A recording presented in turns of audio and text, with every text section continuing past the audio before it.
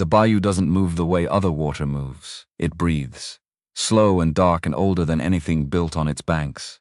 From above, the inlet looks like a crease in the earth, a place where the land gave up trying to be solid. Cypress trees line both edges, roots submerged, branches holding the gray morning light in pieces. A wooden dock extends over the water. Weathered, patient. At the end of that dock, a boat. 30 feet of rust and memory sitting low in the water like something that has made peace with sinking but chosen for now not to. Move closer. The hull, pitted, streaked orange-red where the steel gave up fighting the water years ago. Closer still, a door. Old wood. A key turning in a lock that hasn't been touched in 4 years. A hand young, trembling but not from cold. Inside, on the wall above a rotted bunk, a piece of paper. 12 words in faded ink, and she reads them. She was 19 years old. She had a backpack, a duffel bag, and a coffee can. That was it. That was everything. The coffee can was old. A Folgers can, the red kind, the kind her mother used to keep on the second shelf of the kitchen cabinet back when there was a kitchen and a cabinet and a mother to put things in it. May had cleaned it out years ago, but it still smelled faintly of grounds. Like something that refused to let go of what it used to be. Inside the can, $1,128. Every dollar she had ever saved. Every shift at Earl's store. Every birthday 20 folded and tucked away. Every dollar her father had pressed into her palm on random Tuesdays for no reason except that he was Cal Calloway, and that was the kind of man he was, even at the end. Even when he had almost nothing left to give. She sat on the bus and held the can in her lap with both hands, the way you hold something you cannot afford to drop. It was February, the kind of February that Mississippi does without apology, gray sky, bare trees, cold that gets into your coat and stays there. She'd been on the road since 7 in the morning. Jackson to Baton Rouge, then the connector south. The bus smelled like old upholstery and someone's fast food bag 3 rows back and the particular staleness of recycled air on a long trip. She didn't mind. She'd been on worse buses. Mississippi rolled past the window. Flatland. Red clay roads cutting through fields gone brown and bare. Towns that looked like they were slowly returning to the earth, one abandoned storefront at a time. A water tower with a name on it she'd never heard of. A gas station with one pump. A church with a marquee sign that said, "Come, as you are," which she thought was either very welcoming or very resigned, depending on how you read it. She didn't cry. She had done her crying at the graveside, 6 days ago, in the rain, with 6 people she barely knew standing in a loose half circle, because nobody knew how close to stand to someone who had just lost the last person they had. She had cried at the graveside, and then she had gone home and packed, and she had not cried since. Now she had other things to do. Here is what May Calloway knew about herself at 19. She could splice a line in under 4 minutes. She could identify marine epoxy by smell alone. She knew what a stuffing box was, what a bilge pump did, why a hull breach below the waterline was a different problem from one above it, and why the difference mattered more than you'd think when you were the one on the boat.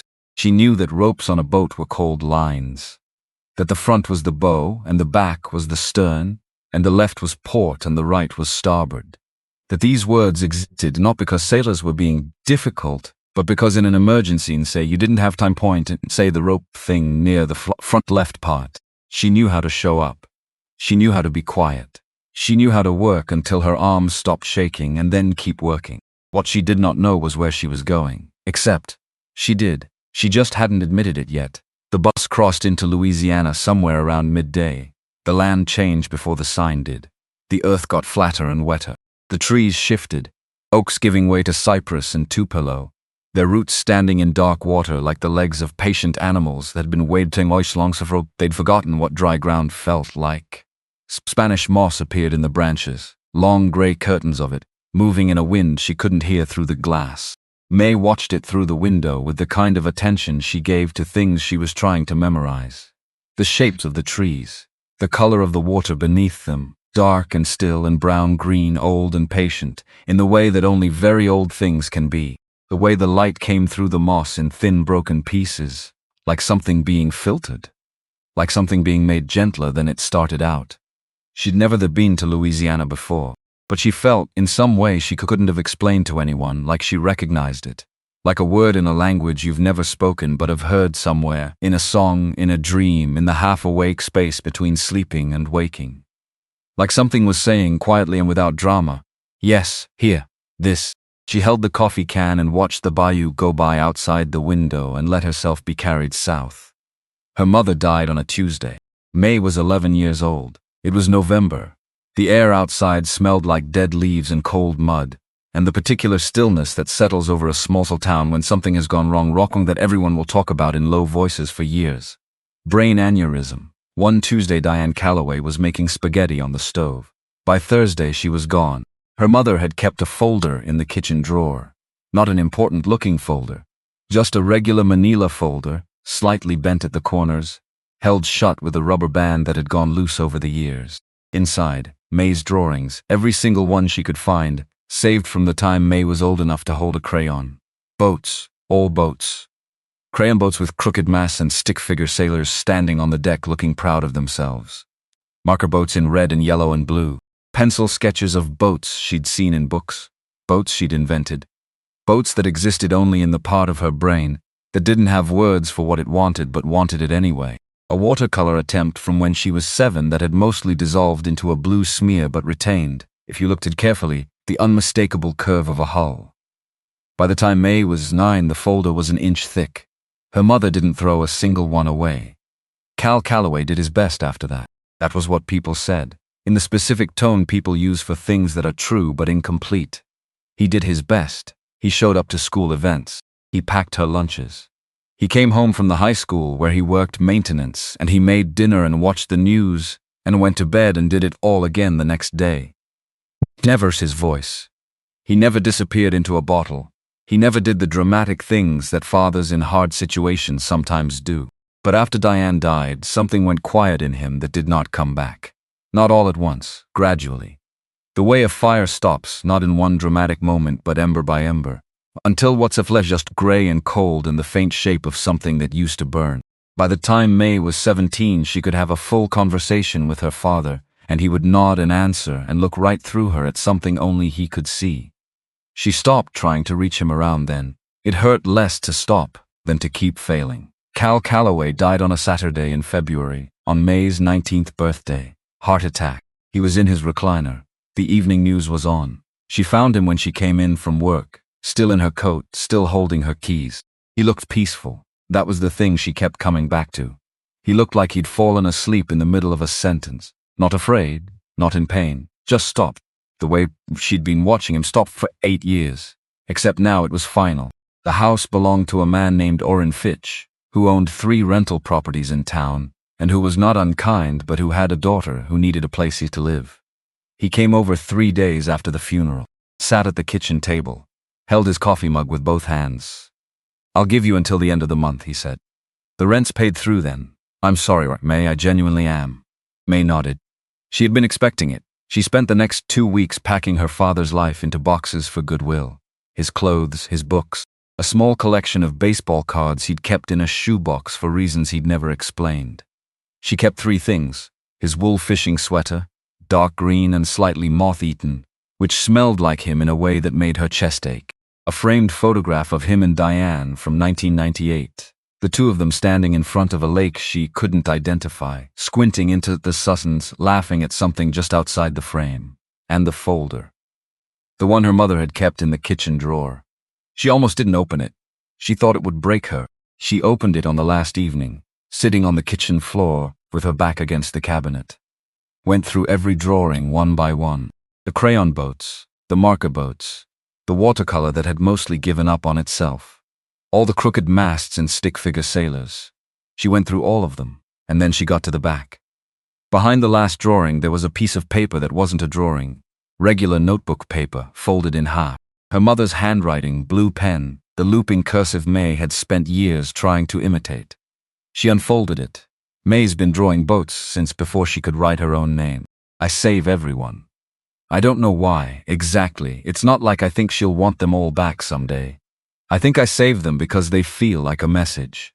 She's been trying to tell me something about herself for years, something she doesn't have words for yet. She'll find her way to water someday. I've always known it. The water is where she's going. I just hope it's everything she needs it to be. No date, no name at the top.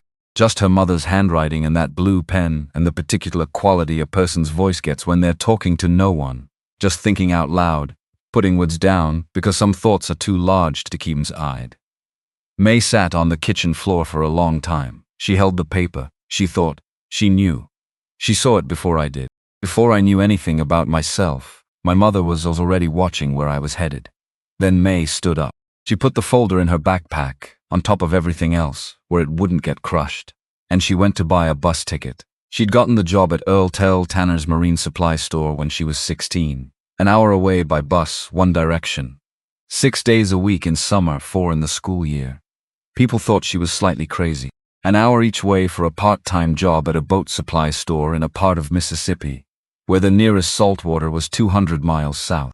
May didn't think she was crazy. She thought it was the first decision she'd made that felt like her own. The store smelled like salt and rubber and something metallic she'd never been able to name. It smelled like the sea, even though there was no sea for 200 miles. Like the idea of the sea had settled into the walls over the years and stayed there, stubborn and specific. Earl Tanner was 63 years old and had the hands of someone who spent 4 decades fixing things other people had given up on. He was not warm in the way some teachers are warm, all encouragement and gentle nudging. He was warm the way a wood stove is warm. You had to get close to feel it, and if you got too close, you'd get burned. But if you found the right distance, it was the best heat you'd ever known. He did not feel sorry for May. That was the first thing she noticed. Most adults felt sorry for her, and you could see it in the way they looked at her. That particular softening around the eyes, those careful word choices. Earl just handed her a parts catalog on her first day and said, "Memorize the index by Friday." She did it by Wednesday. He looked at her over the catalog and said, just that. Which May would learn over the next 3 years was Earl for I see you. Keep going. He taught her things her father couldn't. How to splice a line. How to read a tide chart. How to identify a hull design by shape alone, the way a doctor recognizes a bone by its silhouette. How marine epoxy worked, and why it was different from hardware store epoxy, and why the difference mattered when the thing you were fixing was sitting in water. He taught her that ropes were called lines, that the names of things mattered, because in an emergency, you didn't have time to point. One afternoon about a year in, he was showing her how to diagnose a seized bilge pump. He set the pump down on the workbench and looked at it for a moment. And then, the way said people say things they've thought about for a long time. Everything is a system. A boat, a house, a body, the weather, money. If you can see how a system works, you can fix it when it breaks. If you can't see it, you're just at its mercy. May wrote that down that night. She wrote it because it was the most useful thing anyone had said to her since her mother died. Because everything that had happened, the loss and the silence and the slow gray stopping of her father, had felt like something happening to her. Like weather she was standing in with no coat. And here was Earl telling her that systems could be understood. That understanding was itself a tool. That you didn't have to just stand in it. She underlined it twice. By the time she was 18, she had $880 in the coffee can. By 19, right before her father died, she had $1,140. When she called Earl 2 days after the funeral, she expected voicemail. He picked up on the second ring. "I figured you might call," he said. "I need Roy's number." Silence. Long enough that she thought maybe she'd misread the whole thing. Maybe this wasn't what he'd meant when he'd mentioned his brother all those times over 3 years. Maybe she'd turned a casual comment into a plan that didn't exist. Then Earl said, "I already called him. He's expecting you." Roy Tanner was waiting at the Houma bus station when she got off just after 5 in the evening.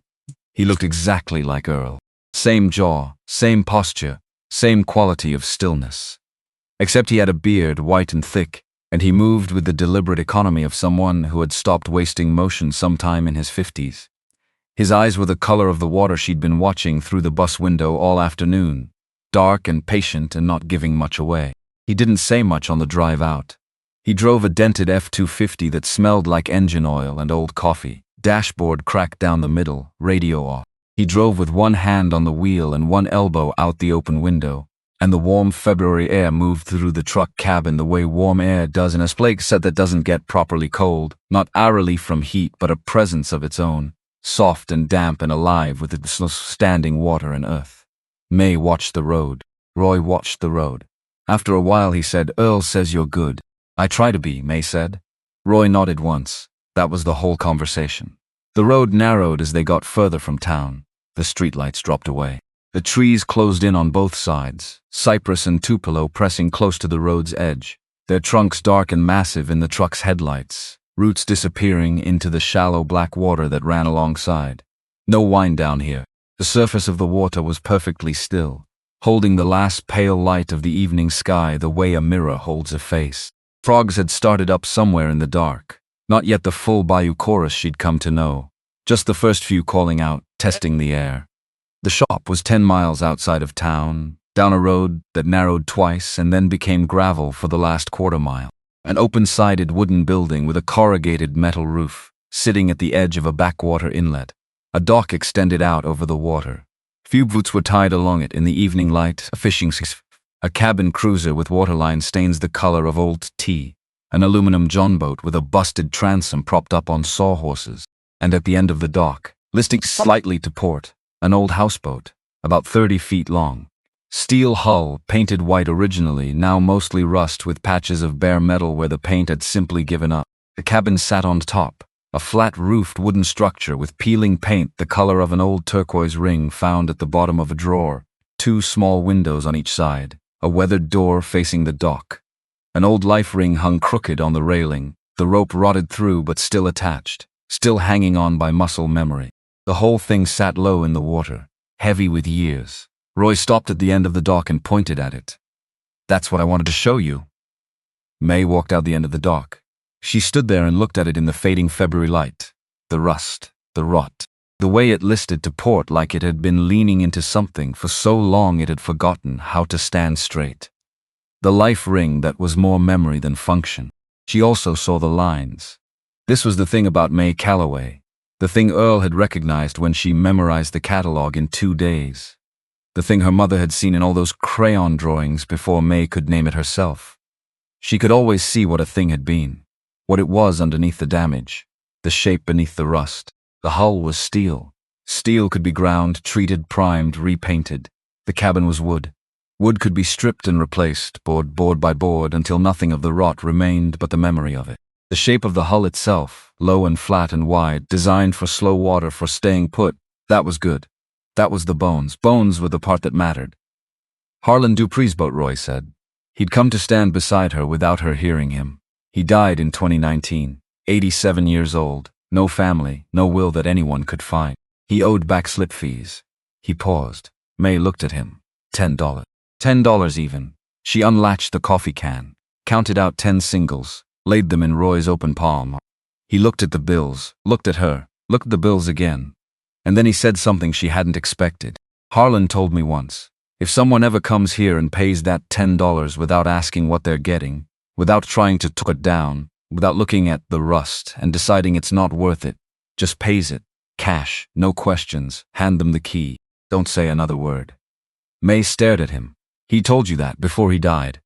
She looked at the houseboat, at the list of port, at the rotted life ring. Harlan Dupree had been dead for 4 years. And he had arranged for this moment, had described it, predicted it, set it in motion before he was gone, had known somehow that the right person would come, that they'd pay without flinching. Roy held out a key on a plain metal ring. May took it. She stepped onto the deck that evening with the last of the February light going pink behind the cypress trees. The deck creaked under her feet but held.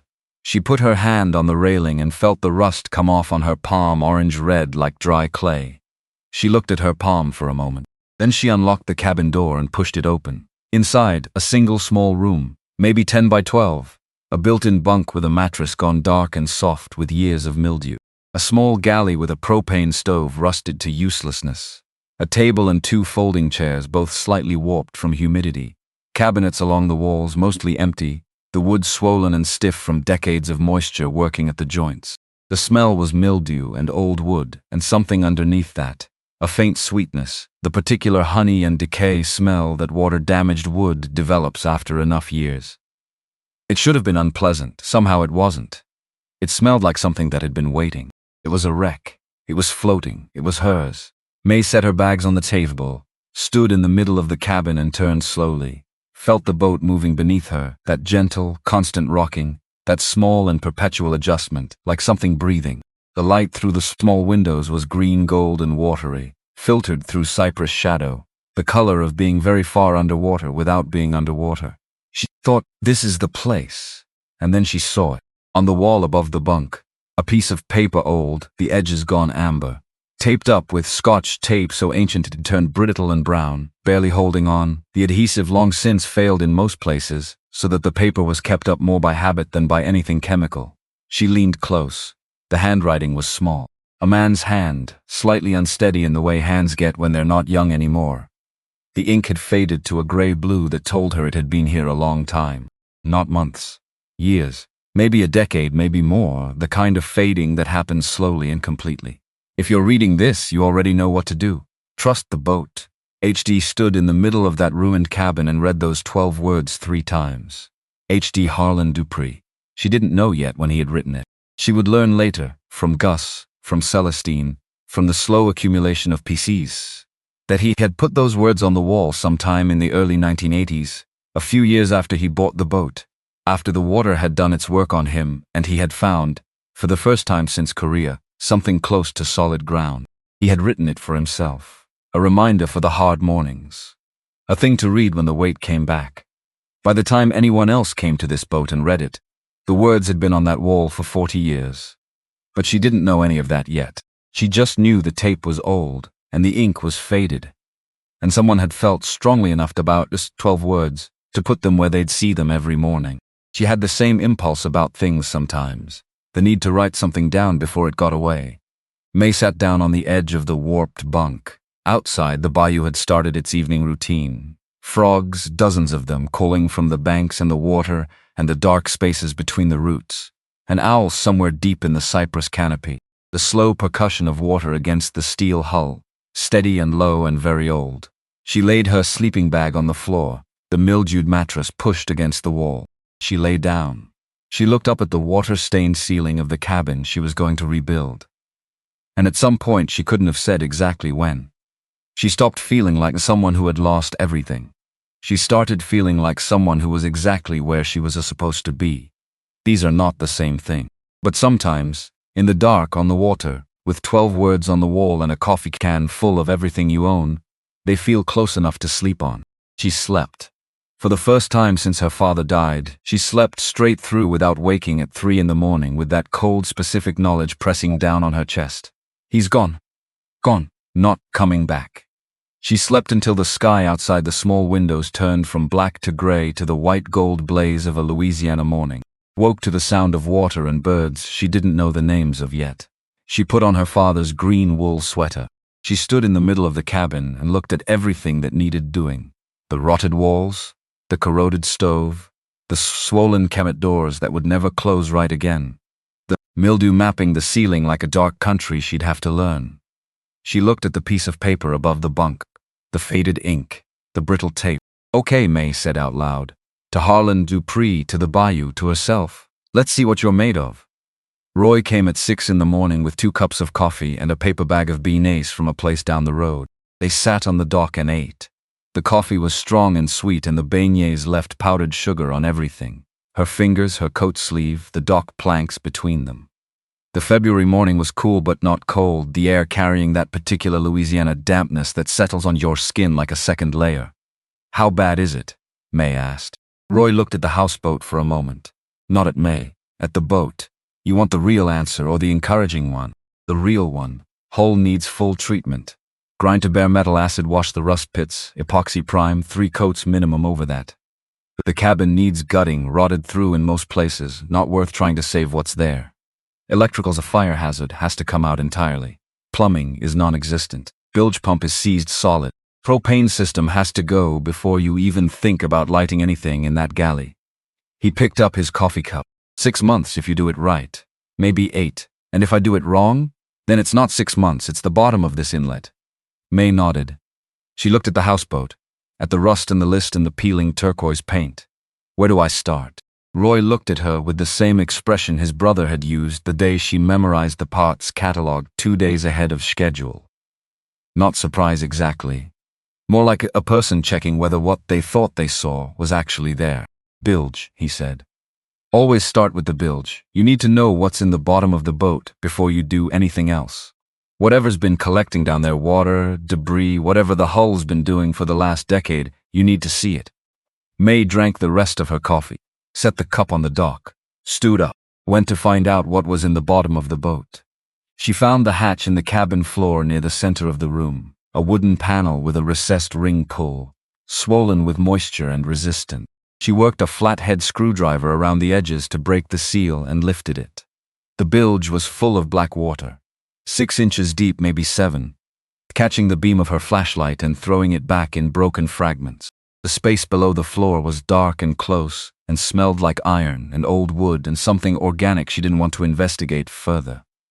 She went back to the dock, got a bucket and the coffee can, got on her knees on the cabin floor, reached into the hatch, started bailing. Scoop and dump, scoop and dump. The water was cold. Her back bent wrong from the start and stayed wrong. Her knees ached on the hard floor. The coffee can, the offering was small, and the bilge was deep, and this was going to take the kind of time that patience was invented for. She bailed an hour, 2 hours. Her shoulders had gone from aching to a specific burning that meant tomorrow was going to be difficult. The powdered sugar from the beignets was long gone. The morning had moved from cool to warm around her without her noticing. She bailed. And then the water was low enough that the flashlight beam reached the bottom. She stopped. Stayed very still for a moment, the coffee can dripping in her hand. Then she set the can down, stood up, walked to the cabin door and called out across the dock, "Roy." The sound of a grinder from the shop cut off. "Roy, you need to come see this." He came down the dock with his hands still dirty, wiping them on a shop rag. Leaned over the open hatch, shone flashlight down. In the bottom of the bilge, sitting on a wooden platform that had been built up from the hull floor specifically to keep it above the waterline, was a footlocker, old. Military issue, brass corners gone dark with age, leather straps stiff and dry but intact. A heavy padlock, rust fusing the mechanism shut. Whoever had placed it there had thought it through, had built the platform deliberately, had chosen the location, had wanted it dry. Roy straightened up slowly. He looked at May, he scratched his jaw. Harlan Dupree, he said, was a very interesting man. They lifted it out together, one end each. It was heavier than it looked. The kind of heavy that catches you off guard and makes you reset your feet. They carried it up through the cabin and out onto the deck, and set it down in the morning sun. The brass corners had gone almost black. The leather straps were cracked at the buckle holes, but still held their shape. The padlock was completely seized, not just stiff but fused, the rust having worked its way into every moving part over years of bayou humidity. Roy went back to the shop without a word, came back with a hacksaw, held it out to May. "It's your boat," he said. "You do it." May took the hacksaw. She set the blade against the shackle and started cutting. The rust slow and the curve of the lock kept wanting to deflect the blade, and she had to stop twice to reposition. Her arm ached from the bailing. She repositioned, adjusted her grip, and kept going. 11 minutes. The lock fell to the deck with a sound like a period at the end of a very long sentence. May set the hacksaw down. She unbuckled the leather straps. They resisted at the buckle holes where the leather had dried and cracked, but they came loose with steady pressure. She lifted the lid, and inside, wrapped in oilcloth and packed in rows, were small canvas bags, each one tied with a piece of twine. Each one tagged with a date written in faded ink on a small paper label. The earliest date she could find, 1979. The latest, 2018. Not every year. 2 were missing. She could see the gaps in the sequence when she laid the bags out in order. But most of them.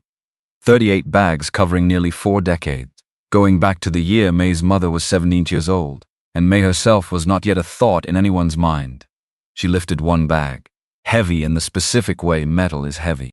She untied the twine and opened it. Coins. Old silver coins packed tight and cold against each other. Walking Liberty $50, their surfaces worn smooth from handling. Morgan silver dollars, Mercury dimes with their tiny winged profiles.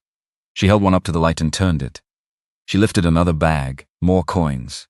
A third paper money this time, old bills folded in half and secured with a rubber band gone brittle with age. A fourth held a mixture. A fifth held only dimes, dozens of them. A sixth held quarters. May sat back on her heels and looked at the rows of bags still packed in the footlocker and understood, without anyone explaining it, what she was looking at. He had done this every year.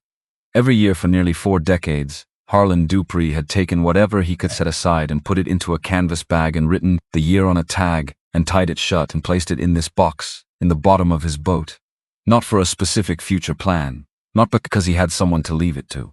Each bag was its own proof that the year had happened, that he had been here, that despite whatever was living in his head, whatever weight he had carried home from Korea and never been able to put down for good, he had made it through another year.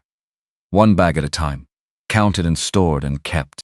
Roy called a man he knew in Thibodeau, a coin dealer named Alton Stokes, who had appraised estate collections for 30 years, and who drove out the next afternoon in a clean white pickup. He spent 4 hours going through every bag with a jeweler's loopy and a yellow legal pad, methodical and quiet, handling each coin with the careful economy of someone whose work required slowing his breathing down. May watched him work. Roy sat in a lawn chair at the far end of the dock and drank sweet tea and deliberately did not watch, which May recognized as its own form of respect. When Alton was done, he set his loop down and took his glasses off and cleaned them on his shirt. 38 bags, he said. 2 years missing, 1985 and 1992. I know, May said. Mixed silver coinage, some numismatic value on the earlier pieces, the Walking Liberties especially, and a few of the Morgans. Paper currency at face. He looked at his legal pad. Total value, silver at current spot with conservative numismatic premium on select pieces, currency empty included. He said a number, $48,200. May heard it again. She did not make a sound. Alton closed his notebook, looked at her with the measured expression of someone who had delivered surprising numbers to strangers before, and had learned to wait out the silence. You want to know something else, he said. She looked at him. A man who saves like this, silver coin, off the books, cash, over 40 years, he's not saving for himself. You don't save money you'll never plan to spend and save it for something, or for someone. He picked up his truck keys. Seems like he figured out who that was. He drove home. May sat on the deck with the empty footlocker beside her, and 38 canvas bags arranged in order across the dock planks, 1979 to 2018, with 2 gaps in the line like missing teeth, and thought about a man she had never met who had somehow known she was coming. Under the last canvas bag at the very bottom of the footlocker were 2 things. A flag, folded into a precise triangle the way only someone with military training folds a flag, tight and flat and exact, no loose edges, the kind of fold that takes practice until it becomes reflex. And beside it a sealed envelope, plain white, no stamp. The front, in small careful handwriting, to whoever finds this. May sat with it in her hands for a moment. The bayou was doing its afternoon thing around her, birds she still couldn't name calling from the cypress canopy, light coming off the water in long flat sheets. She turned the envelope over once.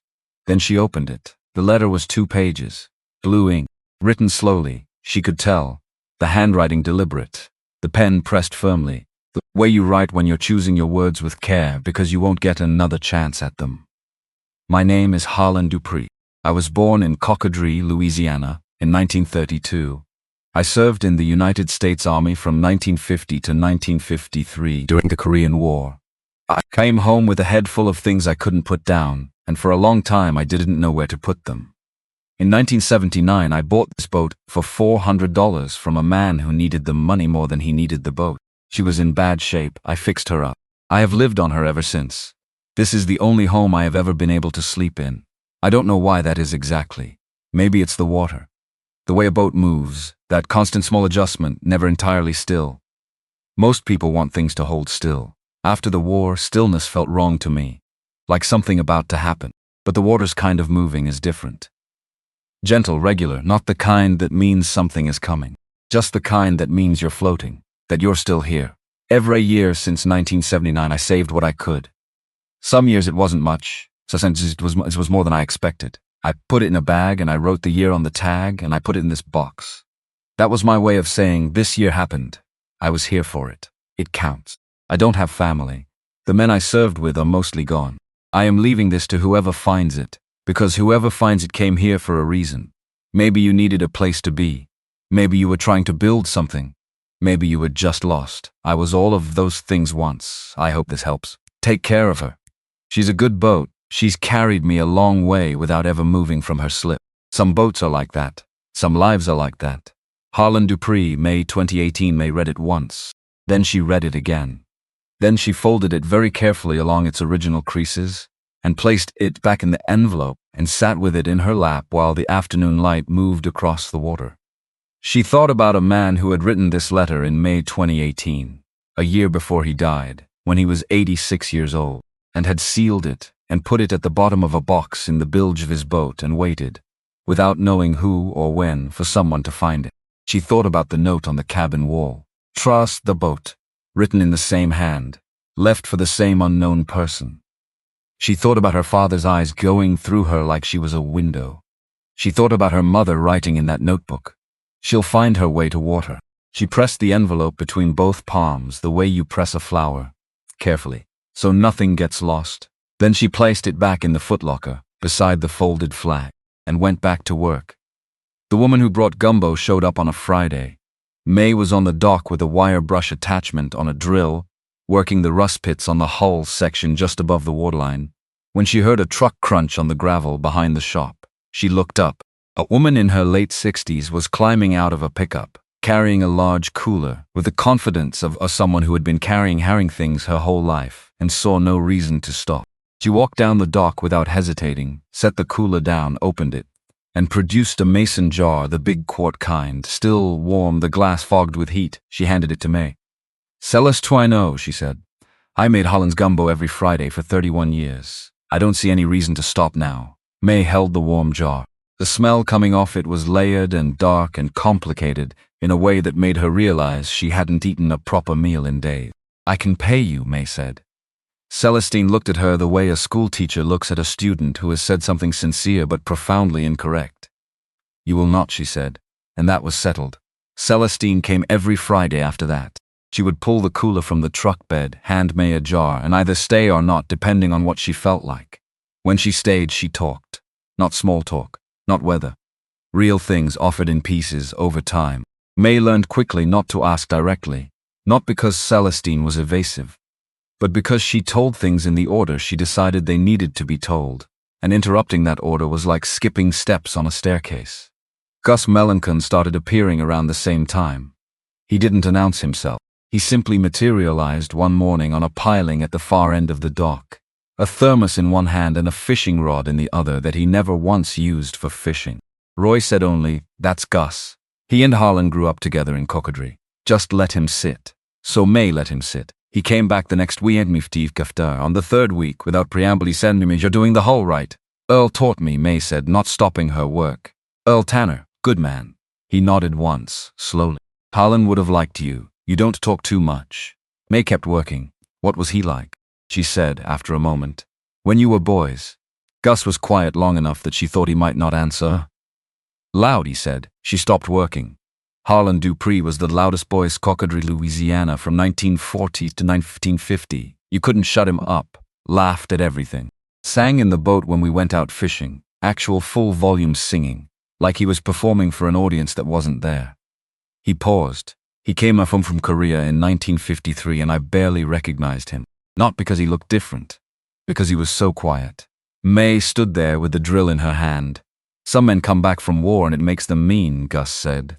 Harlan came back and it made him quiet. "Oh, there's a difference. Mean men hurt people. Quiet men just carry it alone." He looked at the water. He carried it alone for 60 years. But he didn't let it make him cruel. Didn't let it become bitterness. He just kept going. Kept showing up. Kept putting money in those bags. He looked at his unbaited fishing line. "You want to know what courage looks like when nobody's watching? That's what it looks like." May thought about that for days. Thought about it while she was grinding rust. Thought about it while she was mixing epoxy in the early morning before Roy arrived. Thought about the difference between being crushed by what you carry and simply carrying it every day without making it anyone else's weight. She thought about her father. She thought about how those things can look the same from the outside and feel entirely different from within. It was Celestine who told her about 1985. On a Friday in late March, when the weather had turned properly warm, and they were sitting on the dock together with their jars and the light was doing something complicated in the west. "He had an accident at the shop where he worked," Celestine said. "Something came loose on a lift, caught his shoulder and his left side. 3 weeks in the hospital. Couldn't work for 4 months after that." She turned her jar slowly in her hands. "He told me later he had tried to save something that year. Tried to set aside a few dollars here and there even when he couldn't work, just to keep the habit. But there wasn't anything left over. It was all gone before it came in. She paused. He felt terrible about it. Like he'd broken a promise to himself. May thought about a man lying in a hospital with a broken shoulder, worried about the canvas bag. And 1992? May asked. Celestine was quiet for longer this time. You have to understand something about Harlan. I tell you this, she said finally. He didn't explain himself.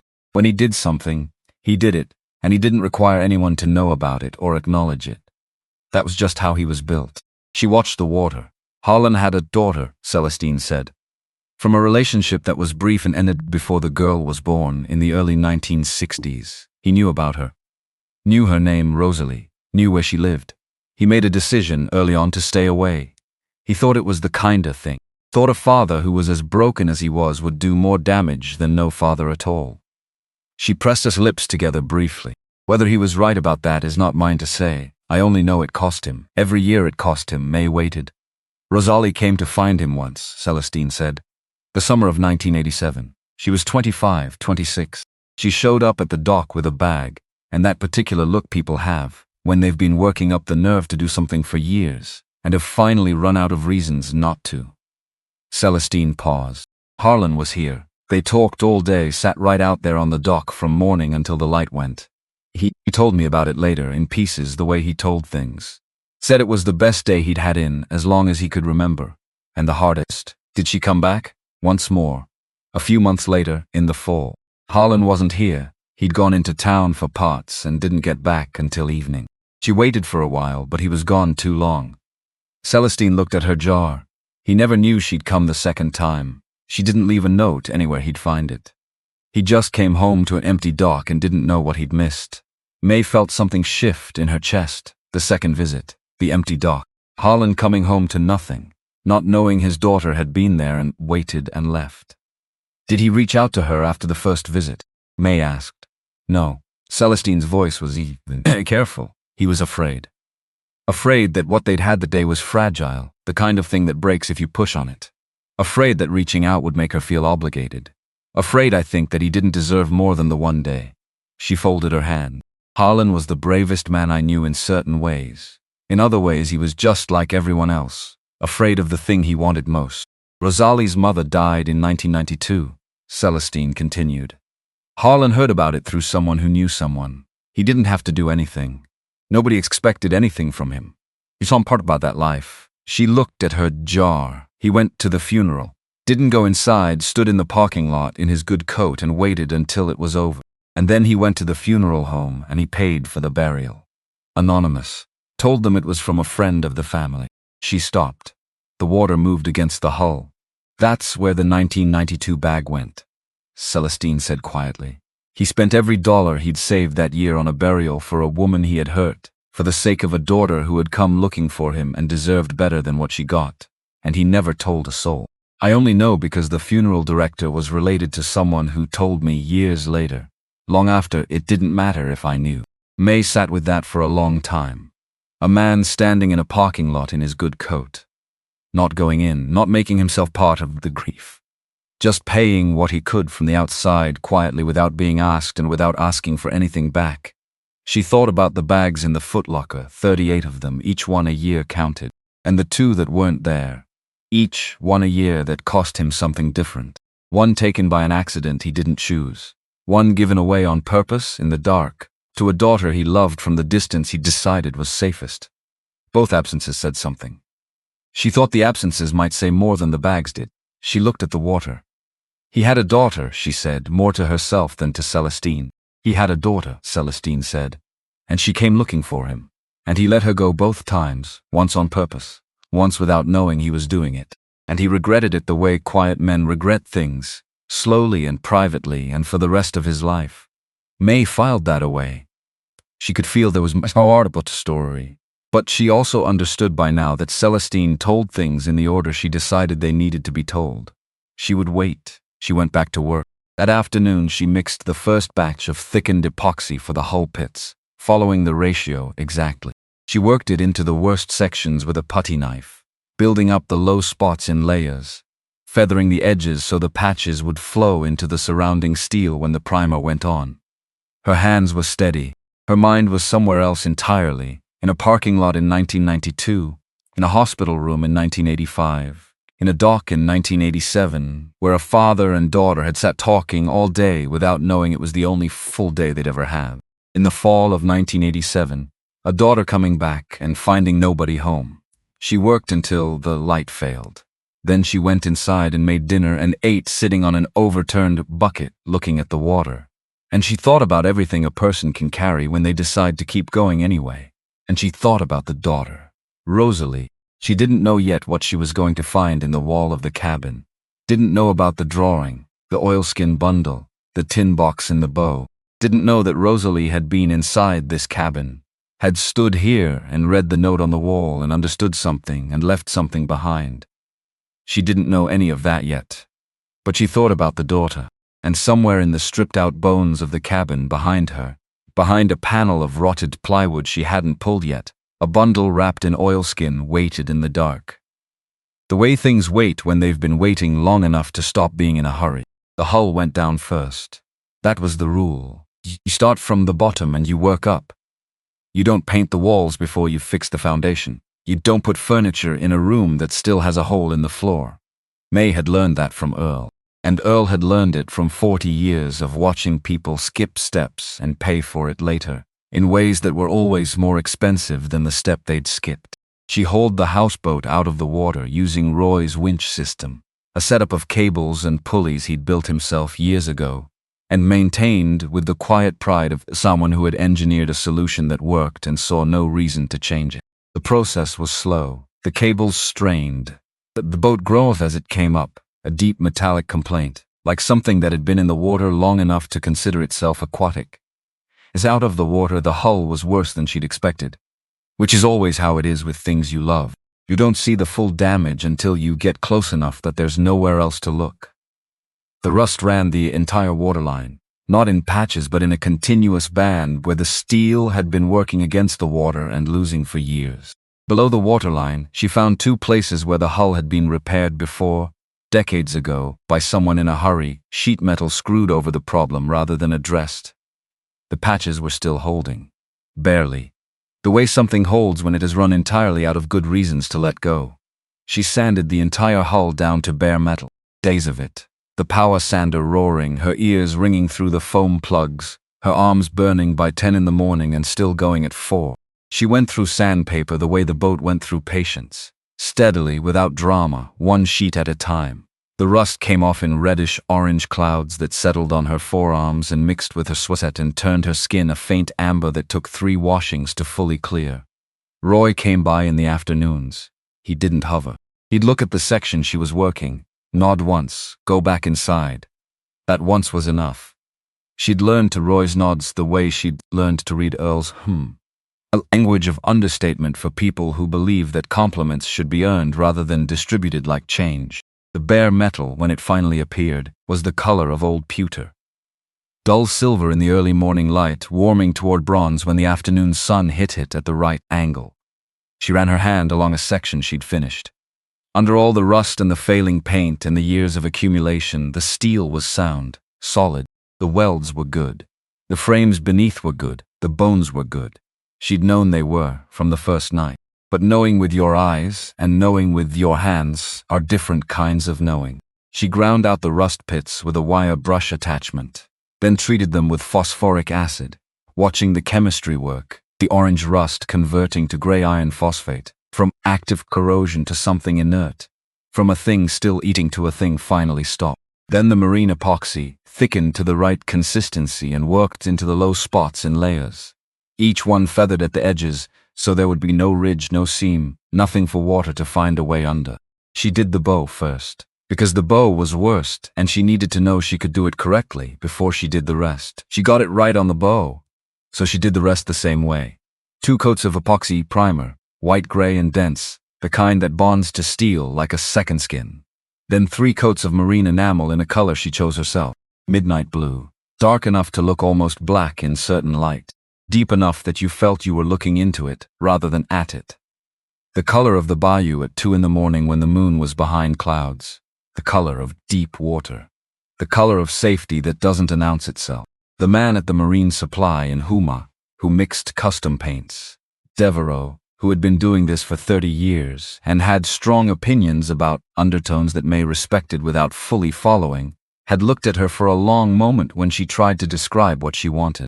Then he said, "Hold on," disappeared into the back, came out with a quart and held it up in the fluorescent light. May looked at it and felt something in her chest settle like furniture being moved into the right room. "That's it," she said. "Figured," he said. She painted the first stripe on the hull and stepped back. The midnight blue against the gray primer. She stood there looking at it longer than was strictly necessary. Roy came out and stood beside her.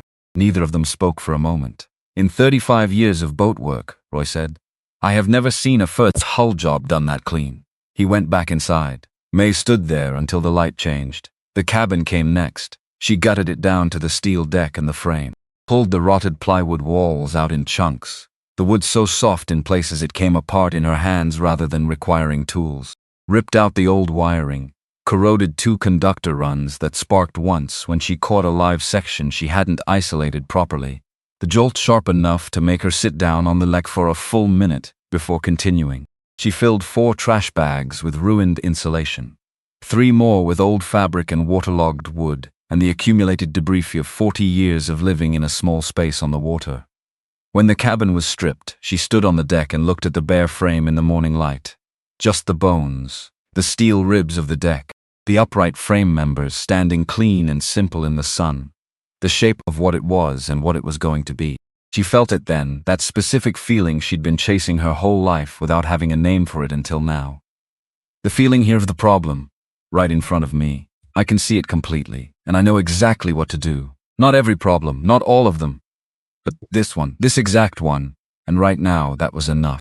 She rebuilt the walls with marine plywood and cedar siding, insulating between the studs with closed-cell foam cut to fit each cavity exactly. Installed 2 new windows on each side, larger than the originals, positioned to catch the morning light from the east and the long afternoon gold from the west. Built a skylight in the center of the new roof, small, precisely placed, so that a single beam of noon sun fell directly onto the spot where she was going to put the table. New wiring, marine grade, color-coded the way Earl had taught her. A solar panel on the roof feeding a battery bank in a sealed compartment. A new propane stove properly vented, with a regulator and a shut-off valve and a CO detector mounted to the ceiling above it. A freshwater tank and a hand pump at the galley. A composting toilet behind a cedar curtain made from fabric Celestine had brought one Friday without explanation. Set it on the dock and said, "For inside, I thought the color was right. Soft green-gray, the color of Spanish moss, exactly right." She built the furniture herself from cedar and pine. A bench along one wall that lifted for storage. A drop-leaf table that folded flat against the wall when she needed the space, drops down when she needed a surface. A bed in the bow sized to fit her, with drawers underneath for clothes. Bookshelves on every wall that had room. She'd been collecting books since she arrived, buying them at the used bookstore in Homa for $1 or $2 each. Marine engineering manuals. Field guides to bayou birds and plants. A complete Joseph Conrad in faded hardbacks. A paperback copy of Moby Dick, the same edition her mother had owned. She'd found it in the thrift store on Main Street and stood in the aisle, holding it for a long moment before putting it in her basket, feeling like something small and significant had been returned to her. The footlocker went under the bed. She cleaned the brass corners until they came back to something close to their original warmth. Oiled the leather straps until they moved freely again. Placed the flag, the letter, and the bundle of photographs back inside, arranged the way she'd found them. Closed the lid, slid it into place under the bed. Every morning when she made the bed, she could see it there in the shadow. That was enough. She found them on a Tuesday in April, pulling the last section of the original cabin wall that she'd left until she had everything else done. A lower panel near the bow, below where the bunk had been, that she'd been meaning to get to and hadn't. She worked the flathead around the edges, broke the old adhesion, and pulled the panel free. A bundle dropped out from behind it and hit the floor. She picked it up, oilskin, same material as the wrapping in the footlocker, tied with twine. Whoever had placed it there had placed it deliberately, not shoved behind the wall by accident, but set tucked, hidden with intention. She untied the twine and unfolded the oilskin. Photographs. A stack of them, 30 or 40. Mixed sizes, the kind taken on different cameras over many years, some with the white borders of old prints, some without, some slightly warped from humidity despite the oilskin, all of them handled enough to show it. Boats. All boats. She went through them slowly. Fishing skiffs at dawn. Tugboats coming into dock with the water churned up behind them. A sailboat heeled over in what must have been a good wind, the image slightly blurred by motion. A shrimping boat with nets spread wide. An old wooden cruiser half sunk at its moorings, its hull going green with algae. A John boat in morning mist. Harlan had been photographing boats for 4 kingdom boats and resting boats. Boats going out and boats coming in. Boats that hadn't moved in so long they'd become part of the landscape. Their hulls furred with growth, their lines sagging. May went through every photograph, and then she got to the last one, which was not a photograph. It was a drawing, small on a piece of lined notebook paper. The kind of drawing a child makes, or someone drawing the way a child draws, loose and unself-conscious. The boat was crooked, the mast was too tall. The hull was a rounded shape that suggested more than it described. The waves beneath it were rendered as a series of small cursive F shapes, the universal shorthand for water when you're young, and what matters is that the viewer understands. This is the sea. May turned it over. Harlan's handwriting, small and careful, the same hand from the letter in the wall. Rosalie drew this, 1987. I only saw her once. May sat down on the floor of the stripped bow. She sat there for a long time. She thought about her own folder of drawings, the one her mother had kept in the kitchen drawer. Crayon boats, marker boats, pencil sketches. All those years of drawing the same thing, trying to say something she didn't have words for yet. 2 little girls, decades apart, both drawing boats, both trying to say something without quite knowing what. She put the drawing in her lap and looked at it. I only saw her once. He had kept this single piece of notebook paper behind the cabin wall. Not in the footlocker with the money and the letter and the flag. Not somewhere she might have found it immediately. Behind the wall, wrapped in oilskin, protected from the moisture. Hidden in the way you hide something you need to keep but find too hard to look at regularly. She thought about what it cost him to have seen her once, and chosen not to reach out again after that. She thought about her father's eyes going through her like she was a window. She thought about all the distances between people that nobody knows how to cross. She showed Celestine the drawing on the next Friday. Celestine held it for a long time without speaking. Then, she came in July, she said. The summer of 1987. Hot as I can ever remember. She showed up at the dock with a bag and that particular look people have when they've been working up the nerve to do something for years and have finally run out of reasons not to. She touched the edge of the paper. She was 25, 26, tall. She had Harlan's eyes. Did they talk? They talked all day. Sat right out there on the dock. I wasn't here, Harlan told me about it later. In pieces, the way he told things. She paused. He said it was the best day he'd had in as long as he could remember. And the hottest. No, did he reach out to her after? No, Celestine set the drawing down. He was afraid. Afraid that what they'd had that day was fragile. The kind of thing that breaks if you push on it. Afraid that reaching out would make her feel obligated. Afraid, I think, that he didn't deserve more than the one day. Her voice was even, careful. Harlan was the bravest man I knew in certain ways. In other ways, he was just like everyone else, afraid of the thing he wanted most.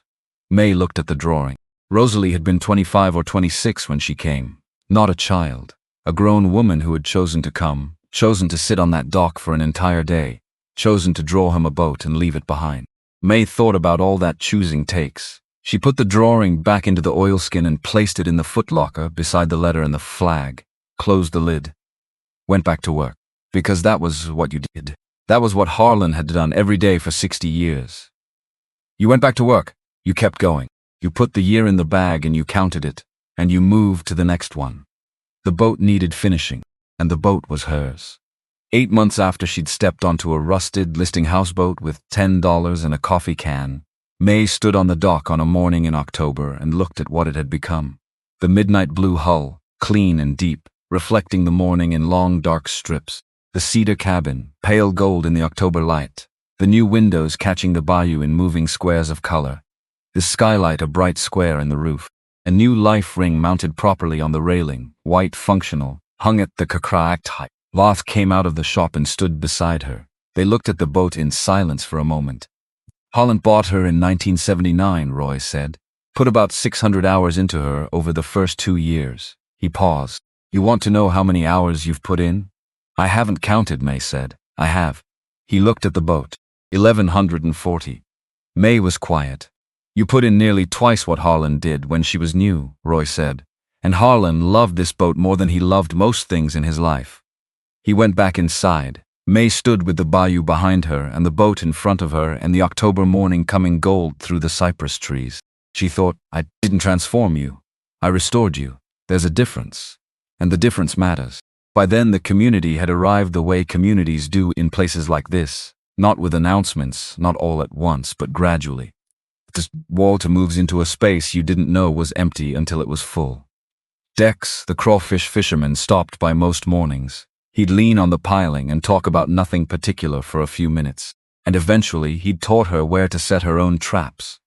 How to bait them with chicken necks. Where along the bank to position them. And when to check them before the herons developed an interest. She boiled what she caught on the propane stove in the evenings with cayenne and lemon, ate on the deck watching the light leave water, and thought those were some of the best meals she'd ever had. The kind of simple that only comes from genuine effort. Customers at Roy's shop had started asking for her by name. It happened the way those things happen.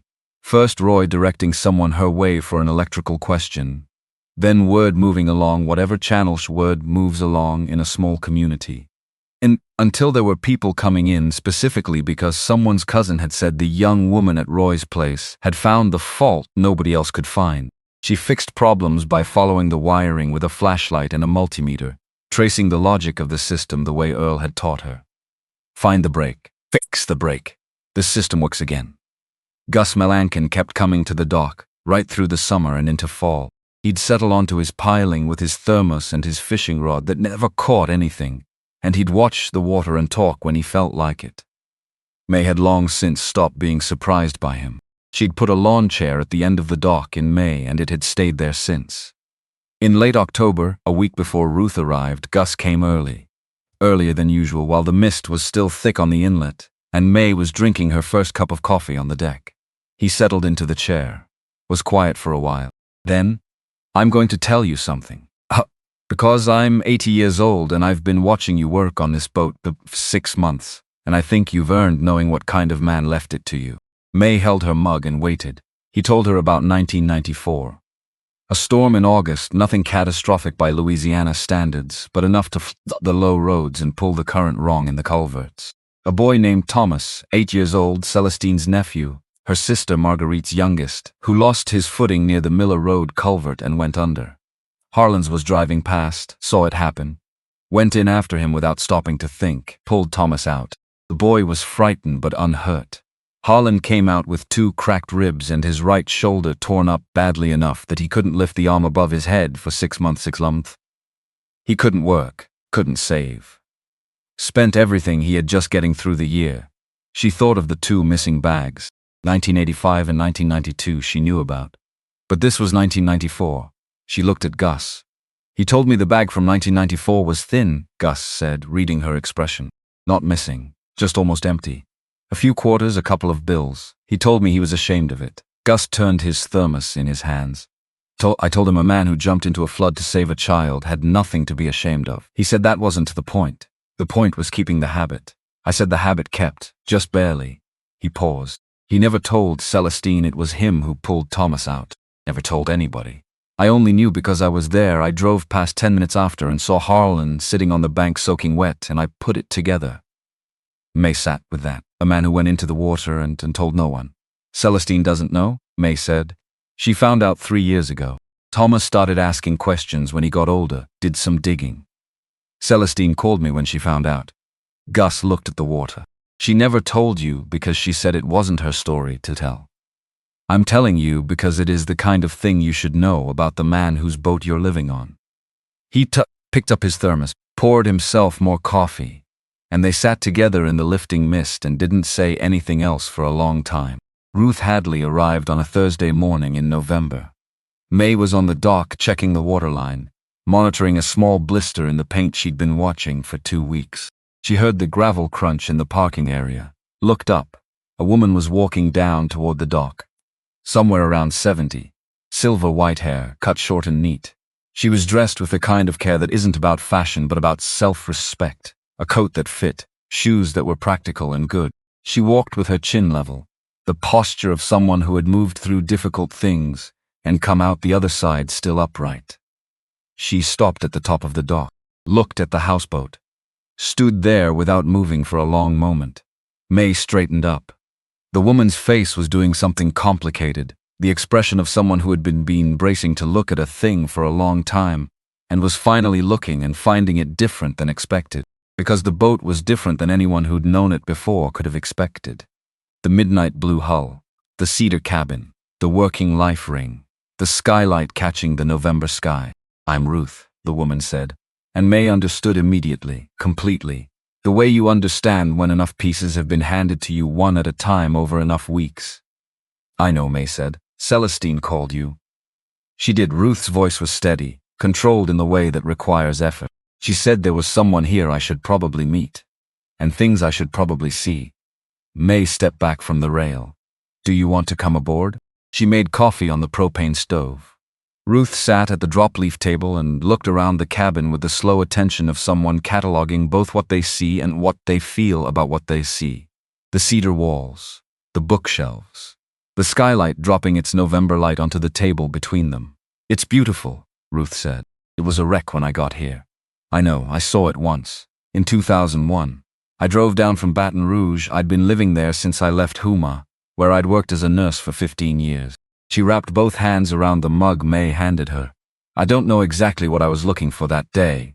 I just needed to see where he was, what the life actually looked like. It was in bad shape even then. Worse when I arrived." Ruth looked at the skylight. "He always said he was going to fix it up properly," she said. "Someday." He said someday for 40 years. May sat across from her and let the silence settle for a moment before she said, "Celestine told me about you, about what he chose and why." Ruth considered that. Did she tell you his version or her reading of it? His version, as best she knew it. Ruth nodded slowly. "His version was that he was protecting me, that he wasn't whole enough to give me what I deserved, and the kindest instinct was to let me find someone who was." She looked down at the mug. "My version was that if I would have waited, that I wasn't asking for him to be finished or healed or whole. I was asking for him to try, to let me be part of the trying." The boat moved gently under them. That small, constant adjustment. "Which version is true?" May asked. Ruth looked at her directly. "Both," she said. "That's what makes it impossible to settle. Both versions are completely true. He was broken in ways he couldn't fully explain, and he genuinely believed staying away was an act of love. And I would have waited. And his choice came from love, and it still cost me something I never entirely got back." She paused. "People think those two facts should cancel each other out. They don't. They just live side by side for the rest of your life." May got up. She went to the footlocker under the bed and took out the letter, brought it to the table, placed it in front of Ruth without speaking. Ruth looked at the envelope, at the handwriting, at the words to "whoever finds this." She picked it up and read it. May watched her read. Watched the thing happen on Ruth's face that happens when you've carried a question for 40 years and someone hands you the closest thing to an answer you're ever going to have. Not the answer you would have written, not neat, not complete, but something real in his handwriting from the last year of his life, telling the truth about what the water had been for him and why he'd needed to stay. Ruth set the letter down. The silence that followed was long and different from the silences before it. "Fuller. He couldn't leave," Ruth said finally, "because he hadn't finished yet." She was saying it to herself, working something out. "I didn't understand that then." Her voice was even. "I heard it as a rejection, as me not being enough reason. But that's not what it was." She looked around the cabin again, at the cedar walls, the bookshelves, the skylight, at everything May had made from what Harlan had kept. He was right to stay. Look what the boat became. They sat together for another hour. They talked, not about Harlan the whole time, but about other things. Ruth had been a nurse for 15 years in Houma, then moved to Baton Rouge, where she'd spent another 20 years at a hospital there before retiring. She'd met her husband in Baton Rouge, a good man, she said, and meant it without qualification. She had children and grandchildren and a life that was genuinely full. She had not come here to reopen something. She had come because Celestine had called, and told her there was a young woman on the boat who had found the letter and rebuilt the hull, and she thought Ruth should meet her. She'd come because some things deserve to be witnessed before they're finished. At the door, Ruth paused. "You did good," she said, "with all of it." She looked at May directly, the way she probably looked at patients when she wanted them to hear her. "Harlan would have liked you very much. You have the same quality he had." What quality? "You don't give up on things just because they're hard to look at." She walked back down the dock to her car. May stood in the doorway and watched her go. The November light was thin and gold. Ruth moved through it with her chin level, her coat straight, her step steady. When the car was gone, May sat down on the floor of the cabin and cried. Not for Ruth, not for Harlan, for herself. For the girl who had sat on a kitchen floor in February going through crayon drawings while a rented house emptied around her.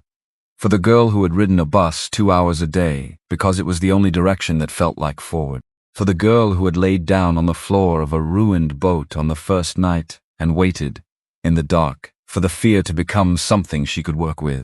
For her mother, who had seen her before she could see herself. For her father, who had loved her and gone quiet and couldn't help it, and it wasn't his fault. On it still hurt, and it would always hurt, and that was allowed. It was allowed to hurt.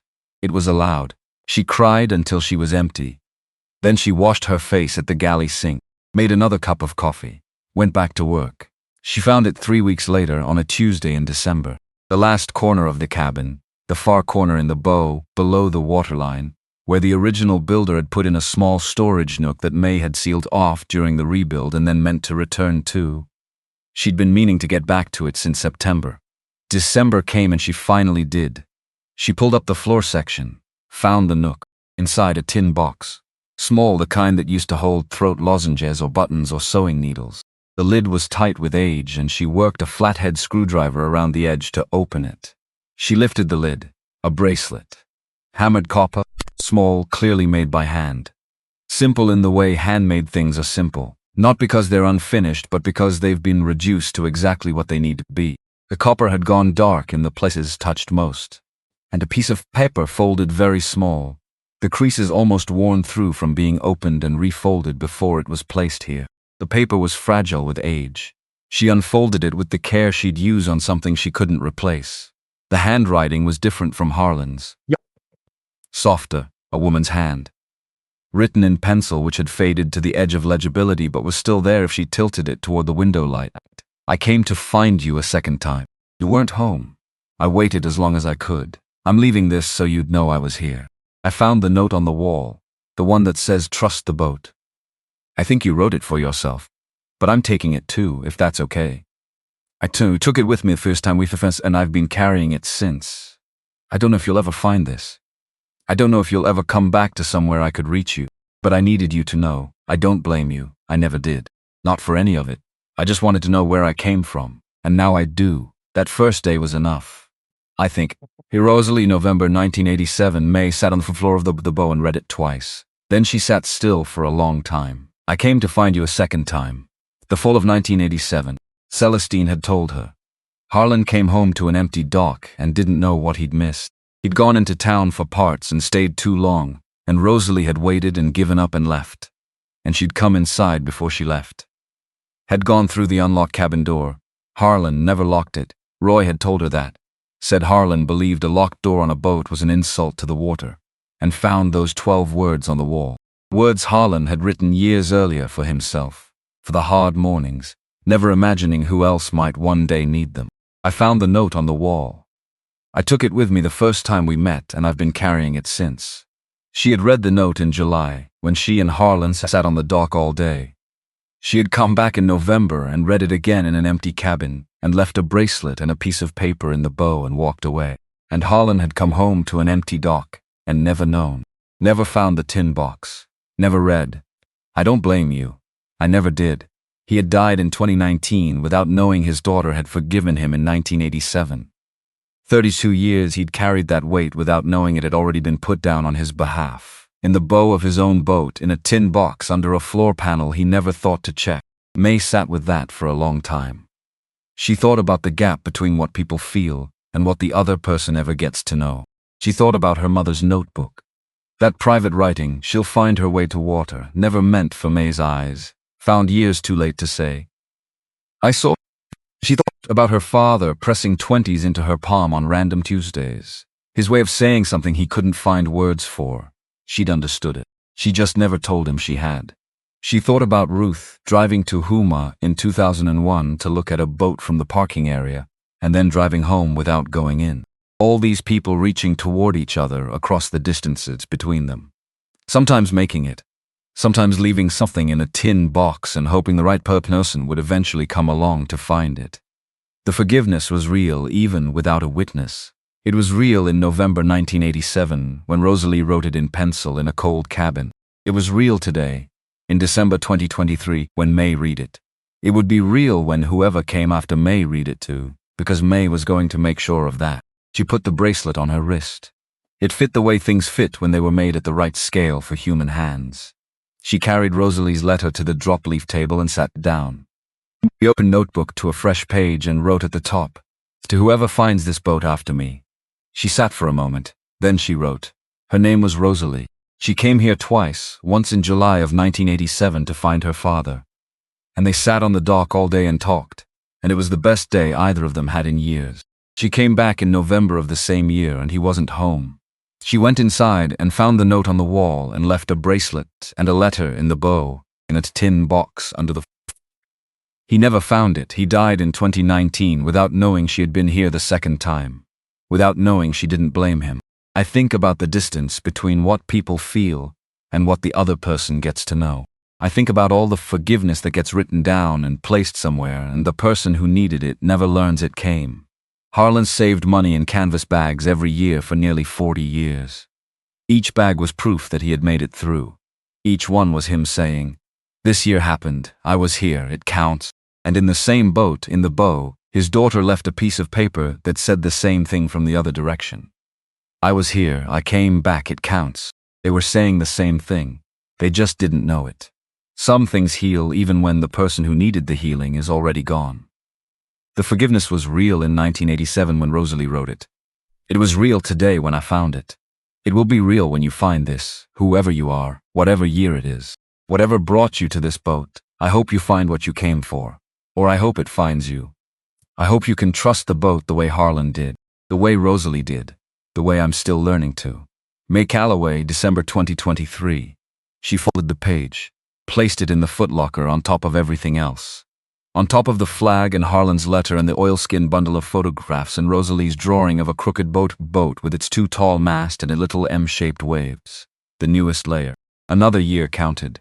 She put Rosalie's letter into the tin box and placed the box back in the nook and replaced the floor panel over it, where it belonged, where Rosalie had left it. She closed the footlocker, slid it back under the bed.